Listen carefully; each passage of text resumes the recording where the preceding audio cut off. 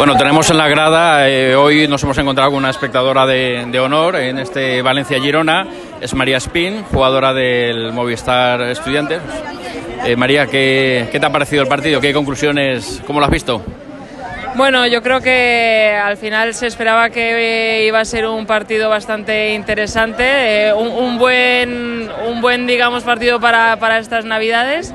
La verdad es que pensé que iba a estar un poquito más reñido, más disputado. Yo creo que al final Valencia ha pecado algunas veces de no acertar o de un poco imprecisión en ciertos pases y bueno, yo creo que podría haber estado un poquito más igualado, pero bueno, yo creo que lo han luchado hasta el final y bueno, ha sido un buen partido para los espectadores. Sí, ahí estamos de acuerdo, sobre todo en el primer periodo en el que más ha sido los fallos, el desacierto. De hecho, estaban sentados de Televisión Girona a mi lado y lo decíamos, parecía que tenían el aro tapado. Aquí entraba todo y allí no entraba nada, ¿no? Sí, no, yo creo que incluso ha habido alguna canasta que ya te digo, yo incluso me ha dado pena hasta que no entrase porque decía yo, qué lástima, pues digo, parecía como que habían puesto un papel film o algo, digo, porque daba rabia hasta que no entrase alguna canasta que era muy bonita y se salía del aro justo.